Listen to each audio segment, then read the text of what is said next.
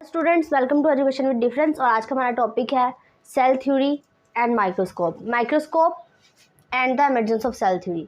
हमने पढ़ना है माइक्रोस्कोपी। माइक्रोस्कोपी क्या होता है? सबसे पहले स्टडी ऑफ माइक्रोस्कोप। माइक्रोस्कोपी में हम माइक्रोस्कोप की स्टडी करते हैं। तो हम इसमें डिफरेंट माइक्रोस्कोप्स पढ़ेंगे कि फर्स्ट माइक्रोस्कोप डिस्कवर होने से लेकर अब तक जदीद जो मॉडर्न माइक्रोस्कोप आ गई है वो कौन सी आई है।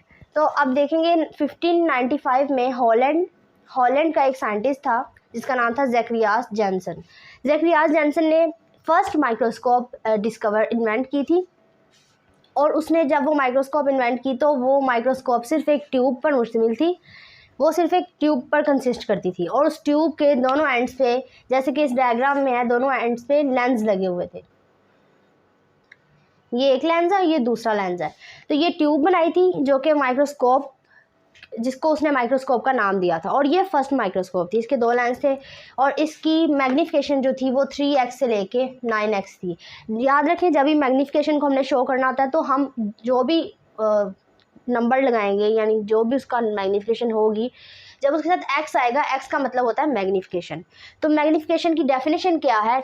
किसी भी ऑब्जेक्ट को लार्ज करके दिखाना, बड़ा करके दिखाना, ये कहलाता है मैग्नीफिकेशन। और रेजोल्यूशन एक दूसरी टर्म है। रेजोल्यूशन में ये होता है कि कोई चीज़ कितनी क्लियर है, कि दो पॉइंट्स के दरमियान एक डिस्टेंस। रेजोल्यूशन एक ऐसा डिस्टेंस है जो दो पॉइंट्स के दरमियान दो पॉइंट्स को अलग अलग क्लियरली बता सके कि ये दो पॉइंट्स हैं, हम देख सके उन दो पॉइंट्स को। तो रेजोल्यूशन जो है क्लैरिटी है किसी भी चीज़ की। उसके बाद ह्यूमन की जो नेकेड आई है, ह्यूमन आई जो है, उसकी जो रेजोल्यूशन है वो है 0.1 मिलीमीटर। तो ये है मैग्नीफिकेशन, रेजोल्यूशन और ह्यूमन आई की रेजोल्यूशन। उसके बाद लाइट माइक्रोस्कोप है। यहाँ पे सबसे पहले लाइट माइक्रोस्कोप की हम बात करेंगे कि इसमें क्या होता है मौजूद, लेंस कितने होते हैं, इसकी मैग्नीफिकेशन कितनी है, रेजोल्यूशन कितनी है।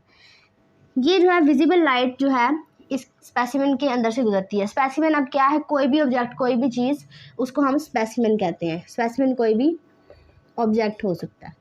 जैसे ये ऑब्जेक्ट है, इसके अंदर से वो लाइट पास करती है। विजिबल लाइट यूज़ की जाती है और वो विजिबल लाइट इसके अंदर से पास करती है ऑब्जेक्ट के अंदर से। अब इस माइक्रोस्कोप में, लाइट माइक्रोस्कोप में दो लेंस होते हैं। दो लेंस का क्या काम है? नंबर 1 पे जो लेंस है, लेंस नंबर 1, वो चीज़ को बड़ा करके दिखाता है। और जो दूसरा लेंस है उसका भी काम चीज़ को मज़ीद बड़ा करना है।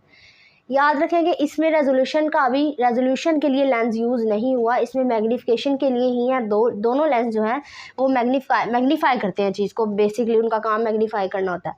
तो दोनों लेंस क्या करते हैं? चीज़ को मैग्नीफाई करते हैं। एक चीज़ को थोड़ा क्लियर करता है, बड़ा करता है, और दूसरा उसको मज़ीद बड़ा करता है। लेकिन हम लाइट माइक्रोस्कोप के अंदर किसी भी चीज़ के इंटरनल स्ट्रक्चर्स को हम नहीं देख सकते। तो इसकी मैग्नीफिकेशन होती है 1500x। x का मतलब है मैग्नीफिकेशन। 1500x मतलब ये चीज़ को 1500 टाइम्स बड़ा करके दिखाता है।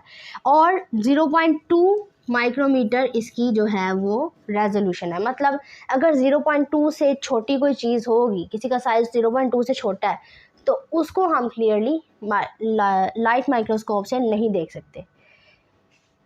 इसी तरह जो 0.2 माइक्रोमीटर है, ये size of the smallest bacteria है। अब जो सबसे छोटा बैक्टीरिया है उसका साइज़ है 0.2 माइक्रोमीटर, उसको हम देख सकते हैं लाइट माइक्रोस्कोप से। लेकिन अगर इससे कोई छोटा बैक्टीरिया, कोई वायरस है जो कि बिल्कुल ही स्मॉल साइज़ होता है, तो वो हम लाइट माइक्रोस्कोप से नहीं देख सकते। नेक्स्ट है हमारे पास इमेज जो है।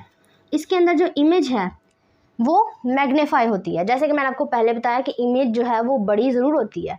कि जैसे फॉर एग्ज़ाम्पल एक बैक्टीरिया के अंदर ये, फॉर एग्ज़ाम्पल ये सेल है हमारे पास, सेल बड़ा हो गया, उसके अंदर हमें न्यूक्लियस नज़र आएगा, कुछ ऑर्गेनेलिज नज़र आएंगी सेल के अंदर।